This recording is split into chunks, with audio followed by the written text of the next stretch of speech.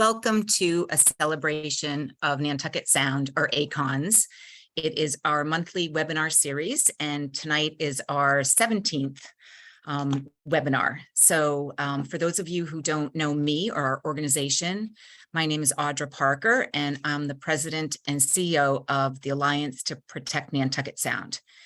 We are a nonprofit environmental organization.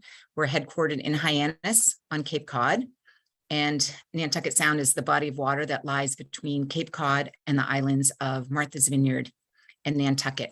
So with this monthly webinar series, we hope to spread awareness of the importance of Nantucket Sound and why it is worthy of protection. So just a few things before I introduce our speaker tonight. As you can see from this map, Nantucket Sound is a very unique jurisdiction where you have federal waters in the center of the sound, surrounded by, my map disappeared, surrounded by state waters. The state waters essentially run 3 miles from the shoreline of Cape Cod, Martha's Vineyard, and Nantucket, and those state waters are protected under a state law called the Massachusetts Ocean Sanctuaries Act, while the federal waters in the center of the sound are open to development and leasing by the federal government to private developers. Nantucket Sound also faces other potential threats. We're seeing diminished water quality, algae blooms, degradation of the habitat, and other environmental issues. So the Alliance has been focused for the last several years on 2 tracks, really, seeking federal legislation that we're calling the Nantucket Sound National Historic Landmark Act that would designate the Sound as a National Historic Landmark. So that's the highest level of historic protection possible. And to give you an example, the entire island of Nantucket is a National Historic Landmark, as is the Kennedy Compound in Hyannisport and Wesleyan Grove in Oak Bluffs on Martha's Vineyard. So the legislation would designate Nantucket Sound as a National Historic Landmark. It would improve the consistencies and the safeguards that exist under state law with those in the waters, the federal waters in the center. And finally, it would provide a number of environmental benefits, including potential inclusion in the National Estuary Program. So the legislation would be a wonderful thing for the Cape and Islands. It would protect existing uses like recreation and fishing, provide sources of funding, and protect all of Nantucket Sound in perpetuity. We have tremendous support for that. We have support from towns on Nantucket Sound, on the Cape and Islands, historic preservation groups, environmental groups, renewable energy developers, chambers of commerce, navigational interests, on and on. So it's a really strong coalition of stakeholders that support this. Simultaneously, we're also looking at another path towards designation of the Sound as a National Historic Landmark, and that would be what's called an administrative designation, working through the Department of Interior to undergo a process to ultimately designate the Sound as a National Historic Landmark as well, to really leverage a 2010 determination that Nantucket Sound was eligible for listing on the National Register of Historic Places as what's called a traditional cultural property because of its importance to the Wampanoag tribes here on the Cape and Mashpee and the Aquinnah Gayhead tribe on Martha's Vineyard. So we are excited to pursue those paths, and we're excited that we get an opportunity to tell you about those. So let me go ahead and introduce our guest speaker tonight. So our speaker tonight is Zak Mertz, and we are happy to have him back by popular demand. He was here in the spring and talked about snowy owls and seabirds. And Zak is the executive director of the Birdsey Cape Wildlife Center in Barnstable, and also serves on the executive committee of the New England Wildlife Center. So today, Zak is back to discuss winter wildlife in Nantucket Sound, and we'll learn about how native wildlife adapts to and survives the colder weather, and how the storm season impacts our local animals and environments. So with that, Zak, welcome. It's nice to have you back.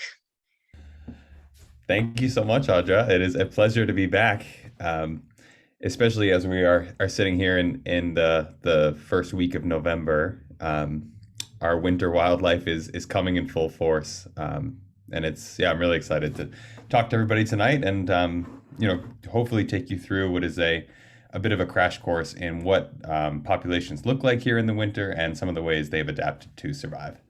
Well, I know I look forward to learning about that. And last time I just wanted to mention Zak had an owl that was flying around behind him as he spoke, but I understand no such animals will be making cameo appearances tonight.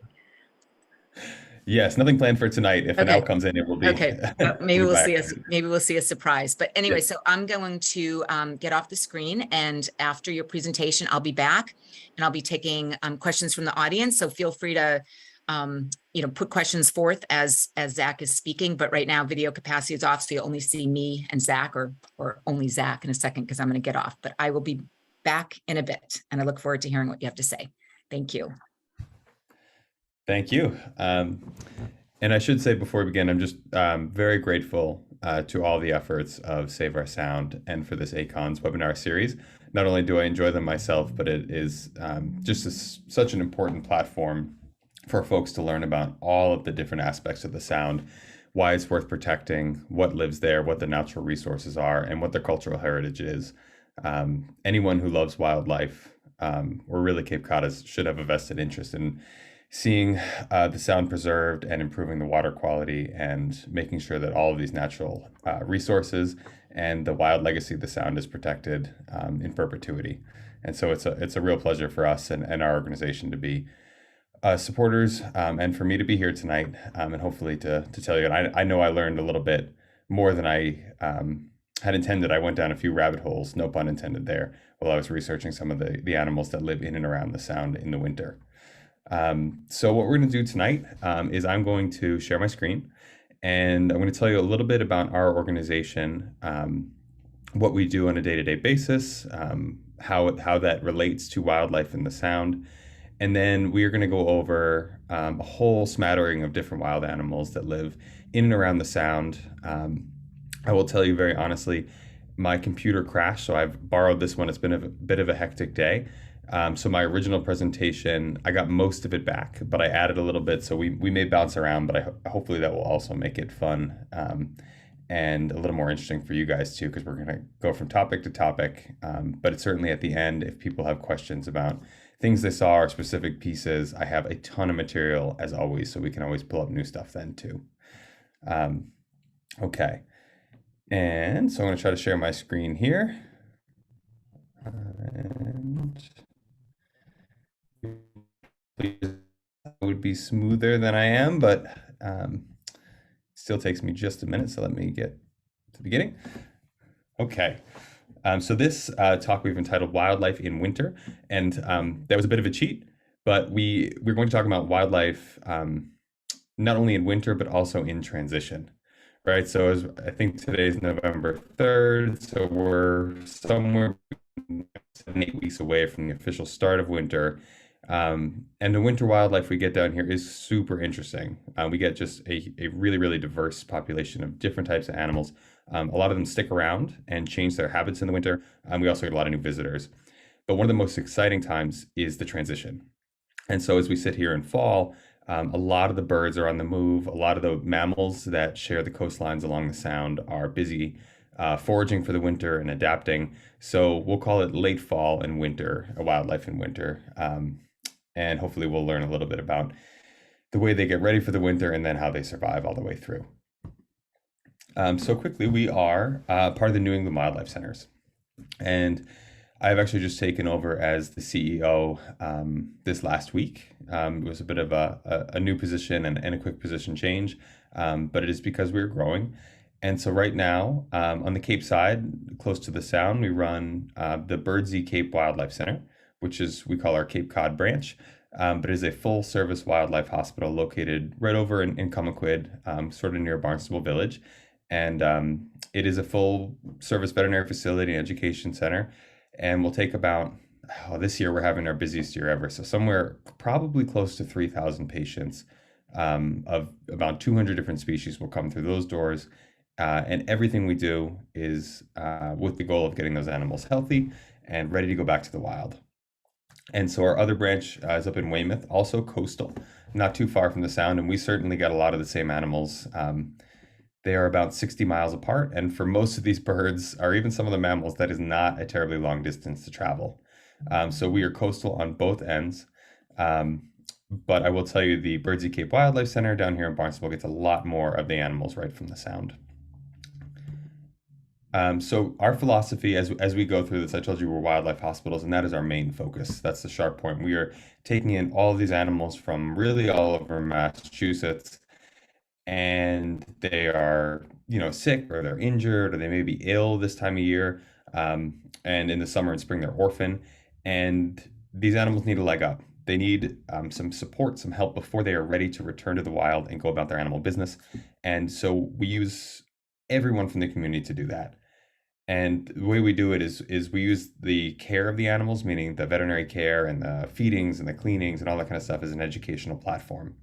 And so our goal by doing talks like this and by inviting students in and by working with pre-release inmates and disabled populations is we want to connect folks to the wildlife that's around them, to the wildlife of the Sound, very much like Save Our Sound does with these with the ACONS series and other things. You have to show folks what is worth protecting, what is there, why it's valuable. And so the way we do that is through the care of these animals. We try to invite people in and have them help us do it. And our mantra is kindness to people and animals, because you can't protect animals unless the people are on the side. And frankly, we never get an animal into our hospital unless there is a kind person that is willing to stop and give them a lift, or at least call us to let us know they're there. And so that takes a bunch of different forms. It also involves wildlife rescue, which we've just launched, meaning we have a dedicated ambulance now. So we're out on the road picking up animals and taking them in. We do a lot of in-school education as well as adult and professional education. We do a lot of research these days, meaning for better or worse, our environment is changing faster than it ever has. We're seeing a lot of emerging diseases, and a lot of those emerging diseases, specifically one I'm going to talk to you about today, affect people too. And so through the care of wildlife and wildlife right here in the Sound, as you'll see, there are a lot of implications, not just for the environments and the wild populations, but also for us as humans. And there are certain things we can do to help monitor this and hopefully improve the health of these animals in a holistic way that is going to help keep us all healthy and safe as well. And then the last one is advocacy. And I'll show you a slide here in a second with one endeavor we're working on. The other thing we'll do quickly, just in case there are any odd pet owners out there. I don't mean you guys are odd. I mean your pets are odd. If you own a lizard, a snake, a guinea pig, or hamster, or rabbit, anything you can't take to your dog and cat vet, we do to help us keep our doors open. We run something called the Odd Pet Vet, which is a commercial practice, but it also takes us into zoos and Museum of Science, and Brewster Museum of Natural History is one of the folks we serve. So if anybody out there does have an oddball pet that they're looking for pet care or an educational experience about one, you can call us for that as well. Quickly, just some slides here about our education. And this is our new rescue service. It's specifically out of the Birdsey Cape Wildlife Center for now, but it's expanding up into Weymouth. And not to take up too much time with this, but it was very much born out of COVID and folks not really knowing how much they could interact with each other, not knowing when it was safe to open our facility. And so we started a pilot program where we're using our own vehicles most of the time and going out and picking up animals. And we really, really quickly realized that it was a valuable service because not everyone who finds an animal is in a safe or capable way of getting that animal help. And so by going out into the field, not only can we pick up animals that other folks might not be able to because we have, special equipment and trainings, and we can bring the veterinary team to them, we were also found really quickly that we were actually keeping more animals in the wild than ever before. Because by going out to them, especially this past spring and summer, there were so many times where we came across, say, a family of young raccoons, right? And, the raccoons are out and the young ones are out playing and they're in the yard, and all they needed was a lift to get back to mom and some monitoring overnight, and mom came back and took them. or the squirrels that just needed a renest, or an owl that falls out of its nest and needs a boost back up. We just had realized, especially in the last 6-7 months, that the value of a rescue service wasn't always to bring a patient in. A lot of times it's just giving the animal some help right in the field and keeping them with their parents, because now the parents always do it better, as I think any rehabber would tell you. So just some recent patients we had in. And then the last thing is we've in the last few years really taken a growing role in advocacy. There's just one bill moving through Massachusetts state legislature right now that is aimed at banning, or helping, I shouldn't say banning, but helping reduce the use of anticoagulant rodenticides. And so that is one we are really, really excited about and are actively working on. I won't take up time to speak about that tonight, but if anybody is interested, please check our Facebook or please reach out independently, and we'd love to talk to you about it. A few months ago, we helped get an anti-poaching, wildlife poaching bill passed. So I think as Audra and Peter will tell you, advocacy and legislation is one of the most critical things we can do to enact sort of wide sweeping change, as well as the education, as well as the hands-on stuff. All right, so without further ado, let's jump to our topic of this evening, which is Nantucket Sound, and specifically what is going on in the winter here. I used, I think, one of these slides last time, and I think I didn't get to the other one, so I wanted to bring them back. But this one is really impactful to me. This is from the Natural Heritage and Endangered Species Program, which here in Massachusetts, Fish and Wildlife, Mass Wildlife as they're known colloquially, oversees most of the management and rehab of populations of animals. And they also take stock and inventory of where rare and threatened species are located. And so you can see this whole map is just basically lit up green, because this whole area around the Sound, all that coastline, plays host to a number of endangered or threatened species. And in addition to that, there's plenty of other migrants passing through. And I believe I saw on that first slide, there's 750 square miles roughly of that comprises the Sound. So you can imagine that's probably a few hundred miles of coastline as well. And that's mainly where we're going to focus tonight. Not so much on the marine mammals, but on a little bit on the seabirds again, but a lot on the animals that use those beaches to forage, to make their homes, to survive the winter. And a lot of those are going to be year-round residents, and then a few are going to be visiting migrants that we'll talk about. And this is the slide I used last time.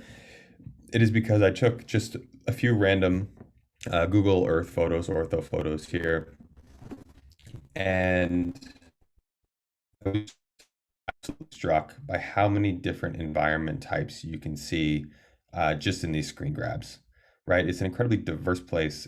Because there are so many different types of habitats in such a small area, you can get just a huge diversity of wildlife, but also a huge number. So the bioproductivity of the Sound is huge, not just in the Sound out in the water, open waters itself, but right here on the coastlines, in the rivers and marshes and estuaries and lowland woodlands and upland woodlands and swamps and beaches that this area supports.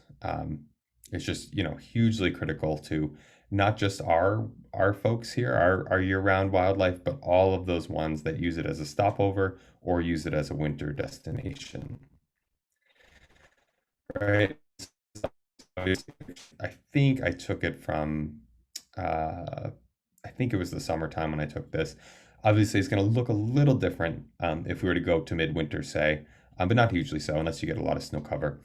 Most of the water bodies here are still going to be flowing.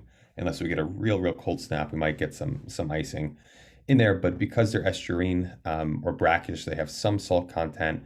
And the inland water bodies here and the Flax Pond is reasonably large, and so it doesn't freeze over too early in the season. And of course the ocean water is going to stay moving. So this was a screen grab of a piece of the Sound in winter. It's beautiful, first of all, but one of the most critical things for our wildlife is to look at the geography, look at the positioning of the islands, the outside of the hook of the Cape. That sort of triangle geometry there is incredibly helpful to a lot of wildlife that need to seek some shelter from rough seas, but it can also be an impediment. If you're a seabird or if you're dealing with a strong storm, as we're going to talk about here in a second, it can be fairly easy for you to get caught up and pushed into land if that's not where you intended to go. And so as we enter hurricane season and nor'easter season, our minds at the wildlife centers and a lot of the folks in wildlife rehab in the state are really thinking ahead to that first big storm. Because while we do get a fair amount of ambient wildlife admissions, meaning, the traumas, the hit by cars, the,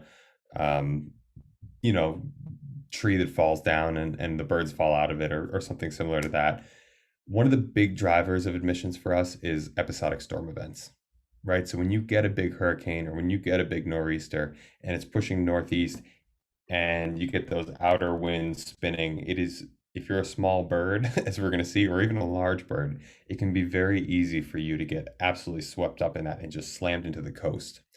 And not just slammed in, but slammed in with some force. And we're going to see a fair amount of bird species tonight that are really not equipped to be on land. Or if they are, not in this way, meaning if they wash up on the beach, that is where they're going to be stuck until somebody comes along and helps them. And then, of course, the storms are, they're hard for anyone. I mean, they're hard for us as humans, and we have houses and electricity and generators and all that kind of stuff. But certainly if you're, say, a fox, a coyote, a rabbit, and a possum, they deal with the impacts of these storms just like we do. And we're going to go over some of the ways they've adapted, some of the strategies they use, but they are certainly by no means immune to the storm season here.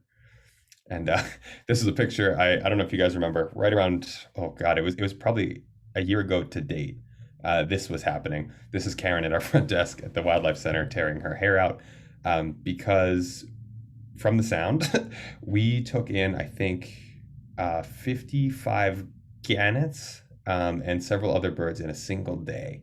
And this was after a pretty powerful storm. I think it may have actually been, it was like the 29th of October, and it probably lasted through the 1st or 2nd. And we certainly had birds for long after that. So you can see each one of these clipboards is actually a patient record. And then, of course, as I'm sure you guys will remember, simultaneously the power went out. And so I these are funny photos, but I put them in there just to show you, we view ourselves as a hospital. We're a resource. We're going to be there, doors open no matter what, whether we have power or not, whether our generators broke like they did on this day or not. But it certainly goes to show you can go from, a relatively low patient load, meaning maybe 40, 50 patients in house that are all on treatment plans and doing well, and that can jump up to 100 patients in a few hours. And we were literally making trips out to the beaches, everything from Sandy Neck all the way to the beaches surrounding the Sound, and picking these birds up by the van load. And now this is a northern gannet, by the way, on the left there, and in those crates too. They are beautiful. They are one of our more common seabird admissions this time of year, and we'll talk a little bit about them. But I don't know if you've ever heard one yell. It can be loud. And I kid you not, I had, I think 30 in the van at one time, and I had to pull over and stuff napkins in my ears because it was just deafening. It was an experience I never thought I'd have, and probably one I would like to avoid for the rest of my life. But anyway, the point is, this time of year, winter wildlife, they have a lot to deal with. The temperatures are cold, food is getting scarce on a good day. And then you throw a storm event where you can get flooding and cold and winds, and it may blow the remaining leaves and things like that off the trees. So you have this sort of perfect storm, again, no pun intended, of factors that can make their lives a little bit harder. So they have to either move or adapt or use a different strategy to come through. So this is a slide I used last time, but these are some of the most common animals we get from the Sound. We keep a record of every patient that comes in, where they come in from. And so I just pulled a few. These aren't in order of the most common, but when you talk about the beaches, these are some of the more common ones we get, except for two, which were the sandhill crane and the juvenile bald eagle. I put those in because they were unique and they were actually storm driven. And so these were animals that probably they may have been in the area otherwise, but weather events this time of year drove them up our direction. And we got a wood stork last year in a similar phenomenon. Sometimes they can travel with larger storms and get pushed out of the way. I don't know if you guys have been following. There have been quite a few rare birds sighted on the Cape recently. There was a bunch of excitement around this. And this is the time of year, if you're a birder or if you're getting into it or you just like watching birds out at your feeder, this is the time of year where you get those oddballs that make their way in. A lot of it, again, is weather driven or they're migrating and they get off course. Of course, we had the Stellar sea eagle a few years ago. Someone told me there was a frigate bird not too far away. There's been a few rare sparrows. And a few others that have dotted the Cape. So if you're a birder, I'm sure you already know, but now is a great time to go out there, especially before the snow starts falling and we start getting these storms. All right, so the first adaptation we're going to talk about is probably an obvious one, but it's migration, right? Birds don't migrate for no reason. They, in most cases, they're traveling from our upper latitudes, meaning Canada, Nova Scotia, all the way up to the pole. And they're making hundreds, if not thousands of miles journey down to us here on the Cape. And a lot of the ones that we are lucky enough to have through the spring and summer have made an alternate trip, meaning from the Cape, and they're going south, through South America and Mexico and the Caribbean and all that kind of stuff. So there's a ton of movement right now. But it is certainly an adaptation. This is just a cool picture. I thought it's showing each, and I can send this out if anybody's interested, but it's showing different species and the average of where they migrate to from their upper latitude summer homes. And so what we're talking about today is, birds mostly travel in the flyways. And so in general, for the continental United States, we have the Atlantic, the Mississippi, the Central, and the Pacific. They are seasonal, meaning spring and fall are the big movement times. And of course, today we're mostly talking about the Atlantic flyway here. And we're really talking about, if you can see where Cape Cod is on the screen, I don't know if you can see my pointer, but obviously with that little peninsula, we're mostly talking about the upper half here, meaning from New England up. Because in the wintertime, these are where most of our birds are coming from. And just a quick fun fact, not all birds migrate, but also not all migratory birds migrate. And so folks often ask this question, and I just like to throw it out there because it's kind of a tricky piece of information.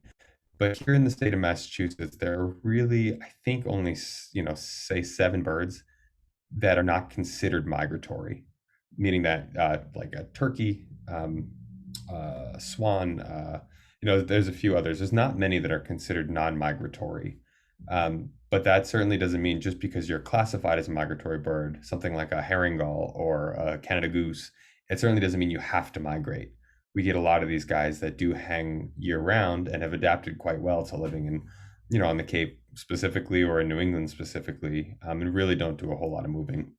But just know there's two classifications. One, there's the legal definition of a migratory bird, and then there are the birds that are around the populations may migrate, but it's not compensatory for them to do that to survive. And you'll also see that flyways often coincide with coastlines and large bodies of water. And just a fun fact, a lot of them do the migration nocturnally. Some of them fly throughout the day too, but a lot of them do it in the cover of darkness. Okay, so why is this an adaptation? I mean, if you're a small, these are ospreys, so they're heading south this time of year, and they've probably just left. But say you're a few kilogram osprey, or not even 2 kilogram osprey, and you're here fishing. There are certainly fish in open water here, available through the winter. Why spend all that energy if you're going to fly 1,000 miles? I mean, that is a huge endeavor. There's a lot of risks involved. There's predators along the way. There's certainly hazards, human caused and weather caused along the way. Why do that? And why do our birds that we see this time of year, why are they coming down from the poles? It's not like the entire sea is going to freeze up outside of Nova Scotia. And really what it comes down to is conservation of energy. And so over, hundreds of thousands of years, these species have adapted to know how they're going to spend the least amount of energy, and where the risk is the lowest. And so that's really what drives migration. And when I say energy, there's a lot of ways to conserve energy. It's the big one is food availability, right? So we may have open water here, but the prey sources that are easy to catch, and that are worth their time to catch may move and migrate. Um, the other way you can conserve energy is by body heat. And so body heat is a really big one, and we're going to talk about that a few times tonight. Um, but something, around maybe 50% of the energy these guys take in is just going to maintaining homeostasis, meaning just maintaining that heat. And we're doing it right now. I'm talking and I'm exerting energy. But if you take your hands, if you're at home and you hold them, 2-3 inches off your face, you should be able to feel that heat coming off. And that is you burning whatever you had for lunch and your body converting it into body heat. And so it takes a lot of calories and resources to maintain that. And now imagine we weren't in our nice warm houses right now, wherever you may be, but you're standing outside, and where I am, it's about 40 degrees, and that's going to take a lot more calories to convert into heat. And so it's all about that balance. You need to be in a place where the weather's warm enough, the food availability is good enough that you're going to be able to maintain and your fat stores and keep finding availability for food. And then a lot of it is driven by, ice cover. You need to be able to get to the food to hunt it. And certainly for our friends up north, the birds I've been referencing, the seas get pretty rough down here, but they really get rough up there. And so if you're spending a lot of energy trying to migrate and bob on the water and fight the waves and the currents, that also, takes a lot of energy and calories. So they may try to come to a place like Cape Cod or specifically Nantucket Sound, where you have a little bit of a respite from some of those rougher seas, and you can spend less energy, fishing and living there. So quickly, I just wanted to show you what the inside of a bird looks like. Everybody knows the outside. We're going to talk about a few adaptations, but I may come back to this slide a few times. But this is just generally for reference. This is what a bird is set up like, and it holds true for most of them. They have this solid keel bone in the front, meaning it's a hard bony structure, and a ridge that runs down the front and pretty much bisects the body. They have humerus, like if you look at my arm, humerus and radius and ulna in their wings, just like we do. They have a femur, then a tibio-tarsus in the legs. And the two things we're going to come back to are feathers and a little bit back to the circulatory system. And so I just want to show you this to give you a little bit of context, what like while we're talking about the outer adaptations. So the first big one is feathers, right? So I'm going to skip forward and I'm going to come back to this because I want to give you an example. So let's talk about loons. Loons are, well, first, they're really cool. They're some of the most interesting, I personally think, birds we get here in the winter. But let's imagine we're a common loon today and we're out there, we're floating around. And so these guys, you think of a loon and you think of, Lake Winnipesaukee, or you think of Lake Michigan, or some freshwater body, maybe in the upper latitudes, and you think about the distinctive call and the solitary lake, and that all of that is true. But in this part of the world, those lakes and water bodies tend to freeze over. And so if you're a common loon, and you need to make your living in eating fish, you oftentimes can't stay up in New Hampshire, at least not in the interior. You need to go to the coast. And it turns out a lot of the loons in this area come and spend their winter off Cape Cod. We probably have one of the larger wintering populations outgoing, very much driven by the winter weather and all those things we just talked about. So anyway, let's pretend you're a loon. Let's pretend it's January 15th, say, and it's freezing. Maybe we're down 5-6 degrees. And if you're a loon, let me get back to my slide here. You can see the bird, the leg, the big bone there is the femur. These guys, they're really well built for swimming, and they are really well built for diving. They are not built for walking. And so if you're a loon, your legs are positioned really far back. They're very lateral. They make you a great flipper swimmer. Almost looks like their legs are doing the breaststroke a little bit when they swim, but they really are not going to stand up on the land for very long. They don't move well. So it's January 15th, it's freezing outside, and you are stuck bobbing around in the water, you can fly, but you're gonna have to land back on the water again. And so what do you do? How do you conserve that energy? How do you first, I mean, first of all, how do you keep yourself warm? And then second of all, how do you maintain that heat? And so really it all comes down to feathers. And so I'll tell you right off the bat, a bird has a body temperature that is a little higher than ours. Mine is somewhere, last time I took it is like 106 degrees. Mine's a little low. And I guess studies have shown that human body temperatures are dropping over the last 50 years, which is a topic for another day. But we're, you always hear 98.6 is our average. A bird like a loon, somewhere between 101 degrees to 109 degrees. Some birds can get that hot. So they have a baseline temperature that's a little warmer than us, which is great. It certainly helps. But the big thing that they have to adapt is feathers, right?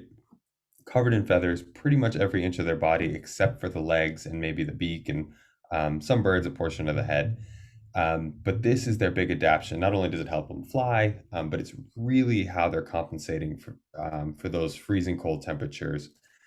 And we're going to talk a little bit here as we go into it, but these are the main categories of feathers. For anyone who's interested, you got tail feathers, which is in the back, kind of act like the rudder. You have their flight feathers, which are the ones that extend from the wings out. And those are the ones that are essential to flying, play a little bit of a role in keeping the bird warm, but not quite as much. And then you have the semi-plume, violet plume, bristle, and downy. And those are the ones that are really, really working to trap a lot of the heat. And so before we go into we don't really need to get into the nitty gritty of it all. But the main idea is feathers are sort of latticed, right? They have the shafts, they have the veins, which are the big things if you think of like the vein of a leaf. But they also have this lattice works of barbs and barbules that hook in. And so what happens is as these birds groom themselves, like you'll see them doing, they are aligning all these barbs and barbules, making a nice tight lattice. And then they're taking a lot of oil from a gland kind of near their butt called the uropygial gland, and they're covering themselves in it. And so just like, olive oil and water, it tends to separate. And so what they've done is they've created a really good air and watertight pocket right against their body. And so when, if your temperature again is 101 to 109 degrees, and you're able to trap that right against your body, you can be in that 50-degree water or that 45-degree water for extended periods without much fuss, because one, you're waterproof, and two, you have those nice air pockets and it's trapping your body heat. And so that is very much how a lot of our birds down here are surviving the winter. And that holds true not just for the seabirds, but any of the owls, the hawks, even the songbirds that hang around, the gulls. Just because they maybe don't live in the water all the time, all of them. It certainly does rain a fair amount, and they certainly do get wet from time to time. So that's really critical. And I will tell you, in our hospital, we get loons all the time that have no distinct injuries, except that their feather quality is really poor, meaning that maybe they got rolled in some rough surf, or they got some sand in there and it broke that waterproofing, and that is enough to kill a bird. Right? If they're not able to float and they're too heavy, they're going to sink. But really what does it is if that waterproofing is broken and you can't trap those pockets of air, you can go hypothermic in even a pretty warm day, essentially, even if it's reasonably nice outside. These guys just can't maintain the body heat appropriately like that. So feather quality is a big one, and it's also a great adaptation for these guys. And so just, some quick fun loon facts. They mate for life, they breed on the fresh water, and they winter on the coast. A lot of them are, I think, off the coast of P-Town and in the Sound. They can live 30 years. They're pretty territorial, so they are reasonably solitary, but this time of year you will see them overlapping and maybe sharing some habitat now and again. And the big reason we see them is fishing hooks, being fishing birds. They've foreign bodies, meaning they've swallowed a fishing sinker or they've swallowed a fishing lure. And then the big classic one that people work on a lot is lead poisoning. And that is very much from swallowing things like lead fishing sinkers. This is another relatively frequent flyer this time of year. These are grebes. There are a couple kinds. The one we tend to see are horned grebes most of the time. They are really, really living on the water most of the time. Again, they have those lateral legs that are positioned out in the back. They have different plumage, not only for time of year, but also during breeding season, which is really cool. You can see the difference here. And then the reason I threw this one up is because one of the big things we see in the winter and storms with these guys is grounding, right? And so what that means is either they're out in the water, which these guys normally would be, and you get one of those big storms and it pushes you up on the shore, and they're just like the loons, they're a species that's going to get stuck, right? So they're going to get pushed up on the beach. As you get into the intertidal zone, you're going to get wave action. You're going to get those strong cross currents. And, if you're a tired little bird and you don't have the energy to fight the current forever, which they may not, or you get stuck in a really big storm surge or a wave, you can get rolled onto the beach. And wherever you land, wherever the tide decides to drop you before it recedes, is where you're going to be stuck until somebody comes along and gives you a boost if you're lucky, or until a predator comes along and unfortunately makes them a meal. And so we see grounding that way. The other thing we see this time of year in storms is crash landings, and that also counts as a grounding.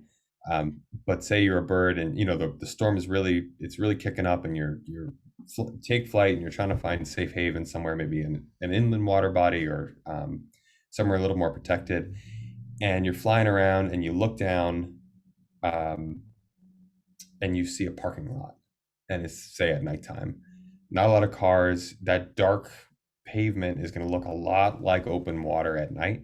And so a lot of times we get these birds that do crash land, thinking that they're landing on a nice glassy pond, and really what it is a shopping mall, or it's the parking lot of a Planet Fitness, which happened not too long ago.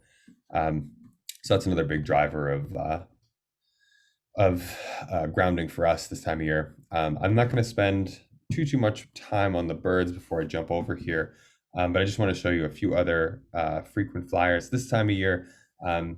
These are two of my favorites. They're in the alcid family, and they are the razorbills and the dovekies.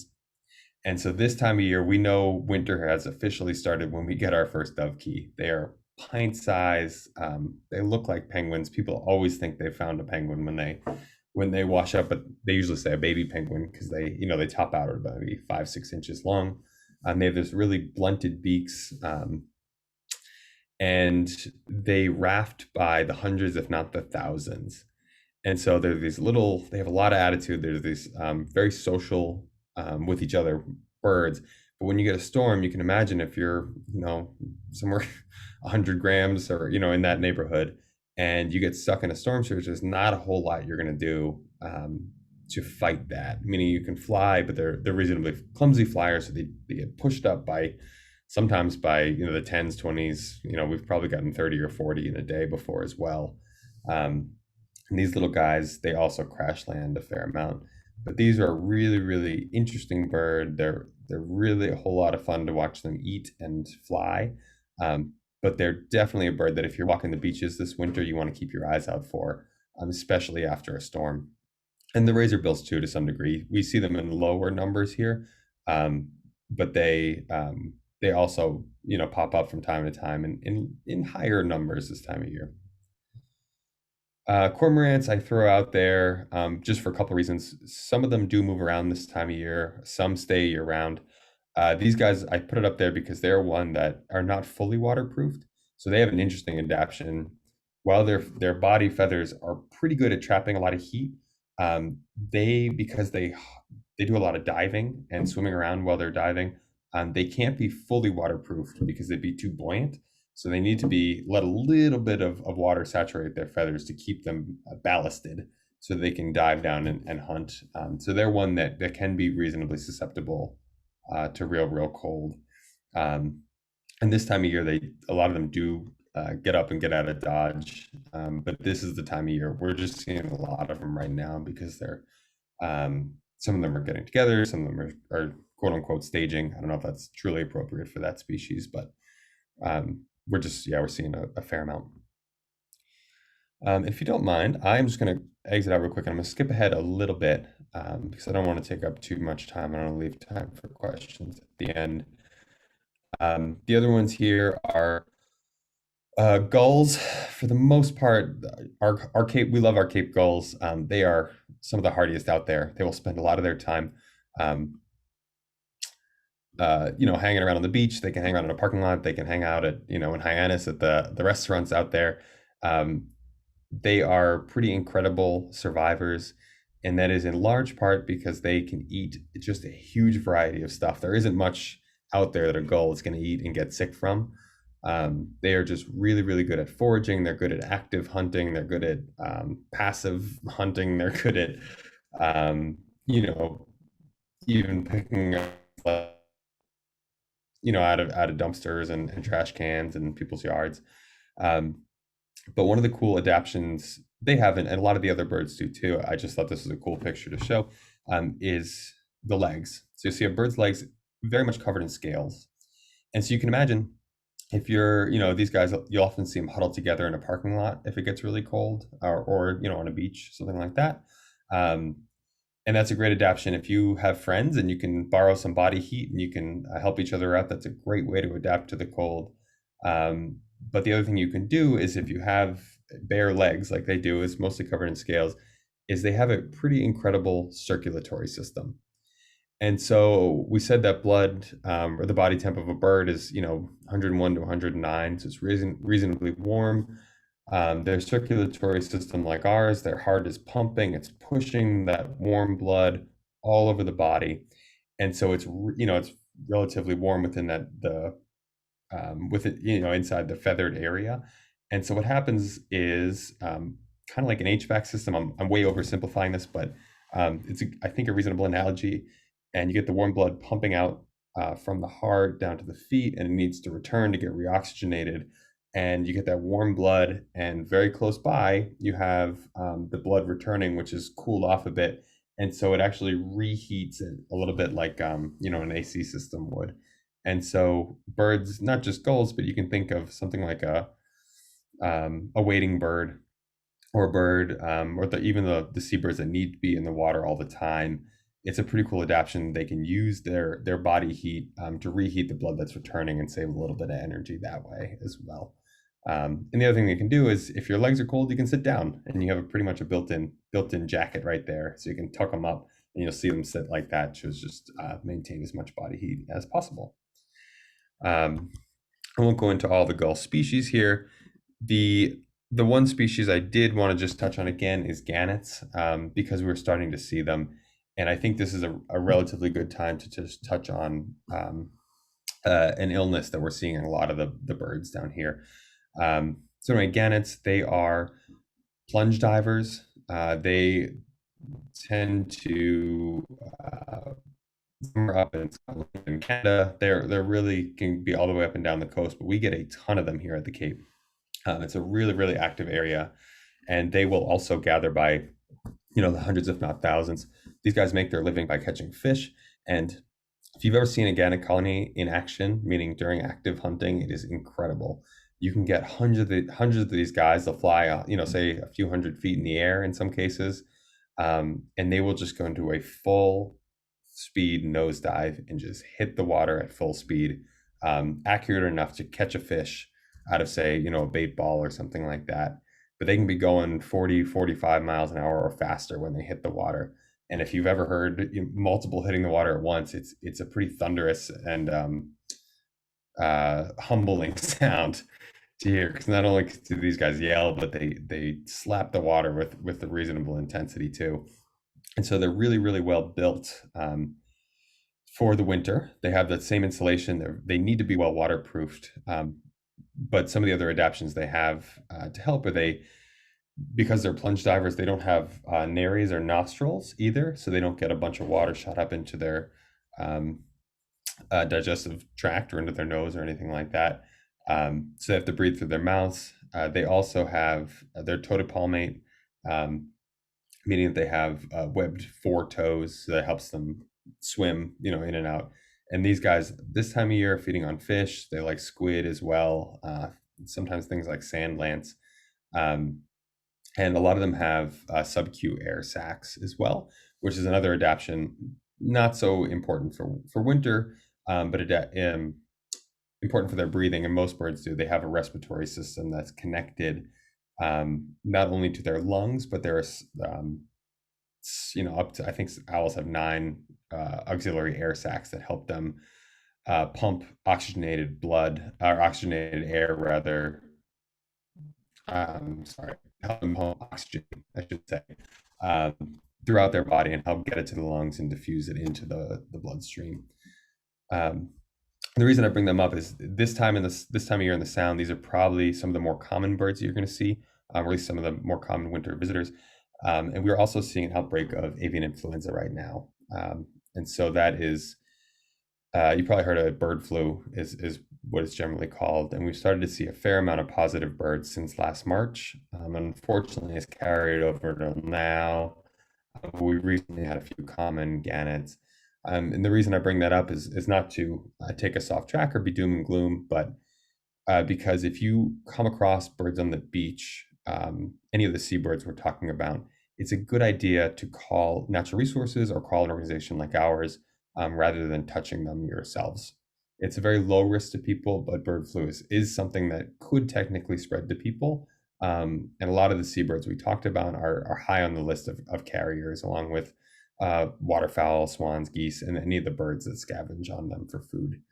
So I just wanted to bring that up because this is the time of year you'd likely come across them, and just want to make sure that folks are taking the proper precautions to keep you and the birds safe. Okay, and I think I have gone. I always get talking and I get so excited at these that I miss out on stuff. But why don't I do this? I took a poll of the animals we have in the hospital right now, and a few from this time of year in the winter last year, just a few interesting cases. And I'll use those for the next a few minutes to talk about some adaptations that non-bird animals have. And then we can take questions, and certainly happy to answer other things if you want to get more specific about some of the other mammals. But this one is a big one. This one is from a few years back, but almost this week, 2 years ago. And it's a diamondback terrapin. And so we're talking about birds mostly, but we certainly have a thriving population of turtles, both estuarine, like these guys, and freshwater here on the Cape. And turtles are ones that cannot adapt or have not adapted over the last, 90 million years to survive a harsh winter out and about. They actually have to go into a state of brumation, which is something akin to hibernation. And so this is one, he had a bunch of problems, but his main issue is that he was cold shocked, right? Or cold stunned. You'll hear about that in sea turtles. And that is when these guys either, if you maybe say he gets flushed out of an estuary where he'd make his home into open water and gets too cold, or he just didn't make it back to brumating in time, or the weather warmed up and he got caught in some cold water, whatever it is, these guys being cold-blooded, they can't really compensate by making their own body heat. And so if you get caught in colder water, you can be in trouble pretty quickly. And so what happened to this guy is that he got washed up. He was probably not doing well, probably anemic, if he came out of brumation too early, which I think is what happened, or he was in brumation and he came out, and because of that he got predated on, and so he actually something chewed on his front legs. Fear not, he did really well. He recovered, he was released. He doesn't have the full limbs in the front anymore, but he is able to ambulate, meaning get around, and he's able to swim. He did do really well. And so without going too much into it, it's just a very cool winter adaptation for a lot of these guys. If you're a turtle, you're cold-blooded, and winter and winter weather is coming, they not only need to find a reasonably safe environment to be in, meaning safe from predators, but they also need to find a way to insulate themselves. So most, I should say, not most, virtually all of the terrestrial turtle species and these guys will go down to the bottom into the sediments, in estuaries and ponds and lakes for the freshwater guys. They'll go under the sediment and they'll get a nice insulating layer somewhere that's not going to freeze, right? And so you tuck yourself in, and now you have the issue of if the water over top of you freezes over, or it's too cold for you to survive, and you need to find a way that you can get the baseline requirements to survive, meaning the oxygen. If you need to find a way to slow your metabolism down so you don't really need to eat, and truthfully, you have to slow your metabolism down enough that you're really not going to need to breathe much um, for the most of the winter season. And so these diamondback terrapins and, literally the snapping turtles, the painted turtles, box turtles do this on land. But what they do is the body will naturally go into this state of brumation, and they actually will thin out their red blood cells, right? Because you don't want your red blood cells, if your heart is only going to pump, say once every few hours or once a day or something like that, you don't want a clot, which, could lead to a stroke or, be harmful. So they actually thin out the red blood cells. They have some chemicals that are released that help the blood, stop the blood from freezing. And their metabolism and physiology just slows way, way down. So instead of having to find a way to breathe safely or eat safely, they actually sort of negate it by staying really still and literally changing their blood chemistry so they can survive. And so the big issue this time of year is when that happens, it's a slow process to go into, but it's also a slow one to come out of. And so if you find yourself caught for some reason in coming out too quickly, or all of a sudden you get flushed out into open water and you need to wake back up, or a predator finds you and you need to wake back up, you can get cold stunned or cold shocked really easily. And if you're warmed up too fast, which can happen if somebody picks you up, you can actually hemorrhage because you've thinned out your red blood cells so much you don't have a lot of your clotting factors either. So we'll see them unfortunately like bleeding into the eyes or bleeding from the mouth just because their blood is so thin, and we have to give them fluids and all those types of things. And you can see that here. This is I don't want to go too far into it, but it's called thrombocytopenic, which is a decreased number of platelets, and we sort of graph their blood chemistry over the recovery time there. Let's see. Wanted to find you another good one. Let's try this. Another one we have on the sound. We have a pretty diverse number of bats. So bats are another big one we get this time of year. They come in. We see about 5. I think there are 7 species. We see 4 or 5 a season. These guys are mammals. They do go into a state of torpor, it's called, also similar to hibernation. You can see this is a big brown bat, and he's enjoying a meal of mealworms. His head, his body, all the main internal organs have fur over them, giving them some heat, but the wings are bare, right? It's bare skin, and just like our arms, there's a circulatory system in there, and it's a big surface area, right? So you can see those wings there, he needs to be able to fly, so there's a huge amount of open skin. And so you can imagine if you get wet or you get rained on a cold day, that's a lot of space for water to evaporate off of and make you cold. And so these guys just do not do well in cold weather. And so what they do is they like to go into warm places like your attic or chimneys or outbuildings, or they can use natural habitats too, like bat houses and trees. And they can find the way they do it is it becomes hibernaculum. And they will often cuddle up to other bats and share body warmth, and they will also go into a reasonably suspended state, meaning that they're not quite, it's not a true hibernation, they're not as inactive as turtles are, but they slow their physiology way, way down as well. They're not going to eat, they're not going to go out to fly, they're really going to roost together for most of the winter until things warm up and the bugs start flying again. So another really cool adaptation. In it basically, as we come up on 7 o'clock here, my main point is surviving the winter is really all about conservation of energy. And so I don't care if you're a coyote or a bat or a seabird or a turtle. The food tends to get scarce. The weather is colder. Your energy requirements are going up simultaneous to those factors where it's harder to find the food. And so you either need to change your fur coat, or you need to change your behavior, or you need to change your location in order to survive the winter here in New England. And these animals have adapted over, hundreds of thousands, not millions of years to do that really well. The main issue we see animals this time of year is, yes, weather events. The other big one is interactions with people, right? And so if you find a bat in your attic, or you find a turtle in your yard, say a box turtle, or you see that that coyote in your neighborhood is being a little more active, and maybe extending its hunting hours, or the same thing with the owls. Um, if it becomes an issue, if it's causing a problem to your property, if it's causing damage, or if it's making you worried. In the case of coyotes, we've gotten a ton of calls recently. Before acting, please call someone like us, or call your natural resource officers.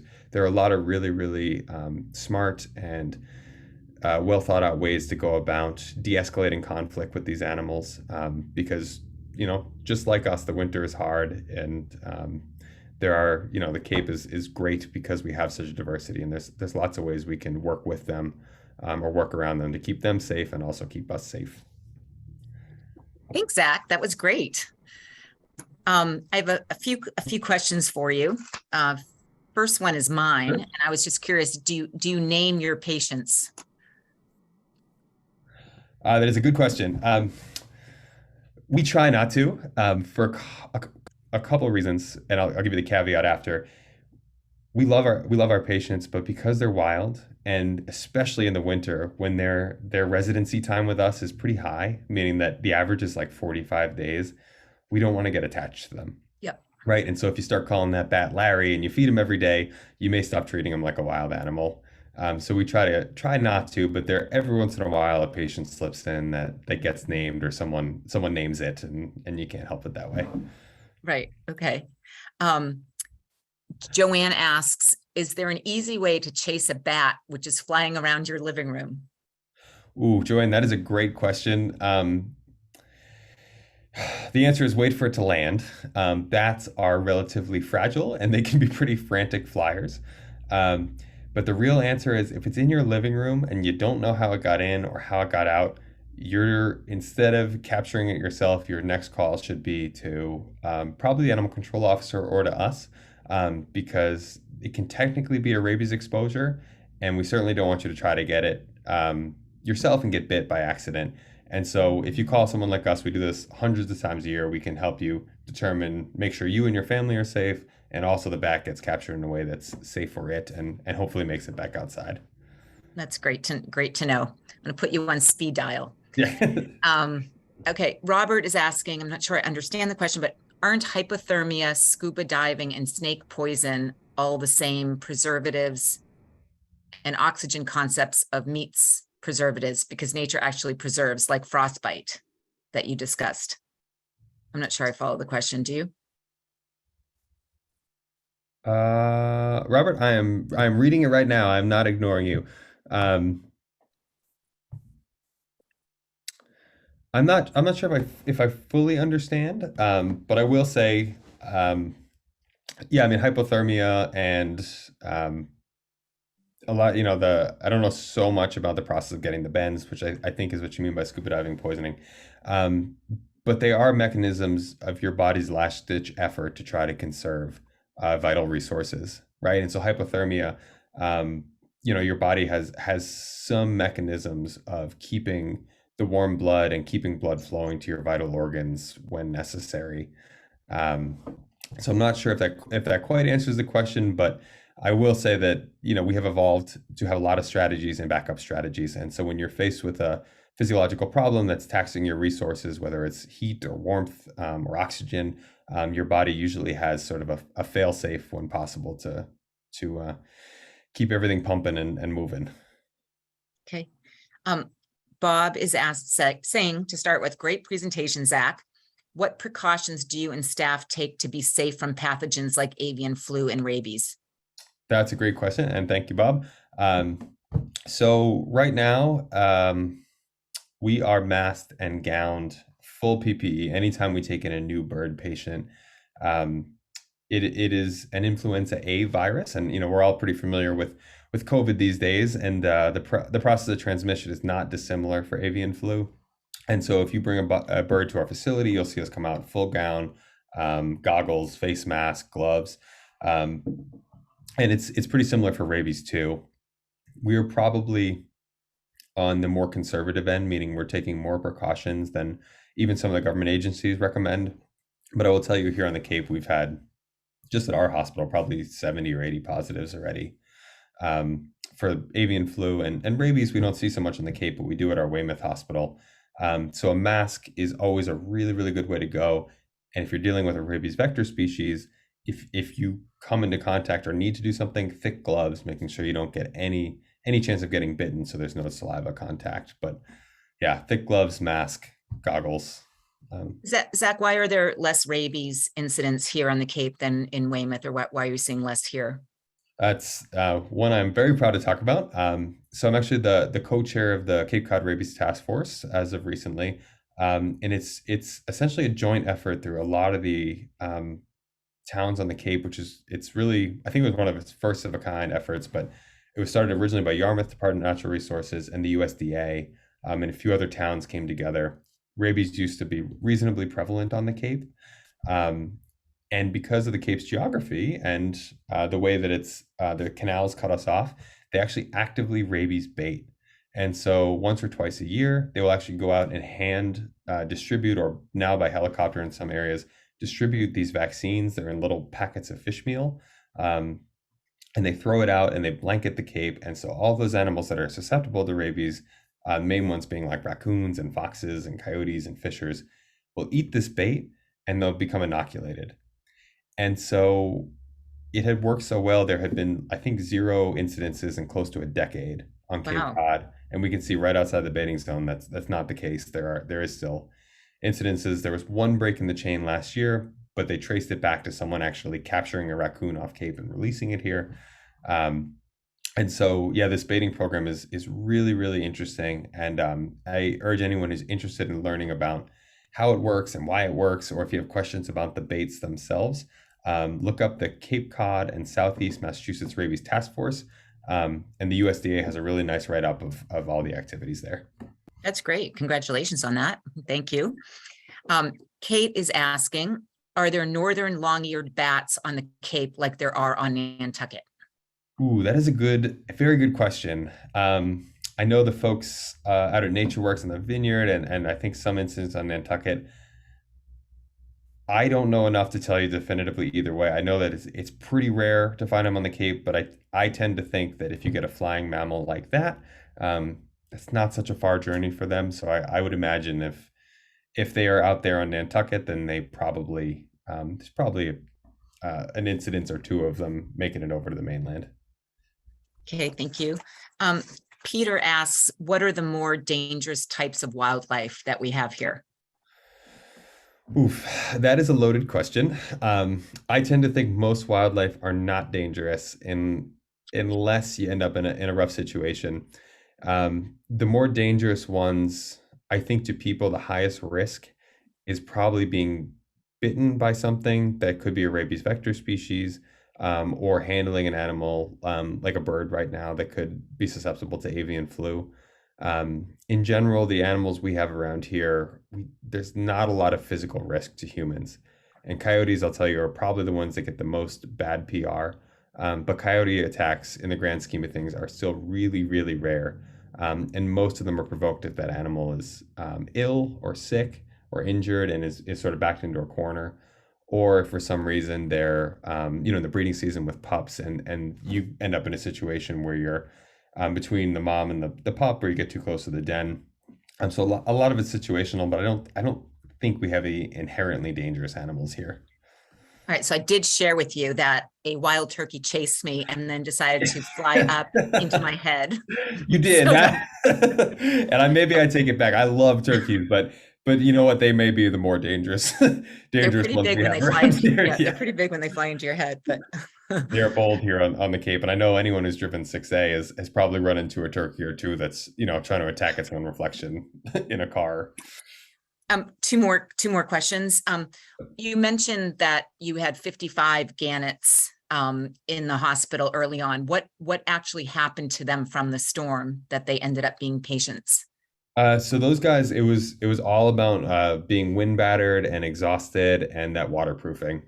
And Okay. so we ended up with 55. I think we released 40 of them. Some had really bad injury, broken wings, broken legs that they couldn't come back from. But we released a high percentage, And it was really about restoring that waterproofing. Some of them we had to wash with a high pressure hose with warm water to realign those feathers. Some of them just needed good meals. But I can tell you, when that power went out, we were going through 100 pounds of fish a day to feed them. And people here on the Cape are amazing. Because we lost power, everybody's freezers went off.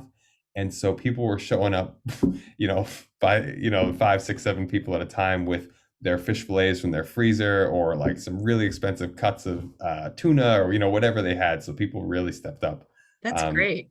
Yeah, to help. Did they know you had the problem, or they were just? We put it out on Facebook. We were like, anybody who's got fish, please bring it by. And those gannets ate better than we did, for sure. That's great. It's a good community. Last question. You mentioned hibernation and then brumation. What is the difference between those? Are they just different words related to a different species, or is it an actual different process? Yeah, I think it's a classification. So hibernation is for a lot of the mammals, I think of bears, things like that truly hibernate. Torpor is one we use to refer to a few different species like bats, and brumation is the one we use to refer to reptiles.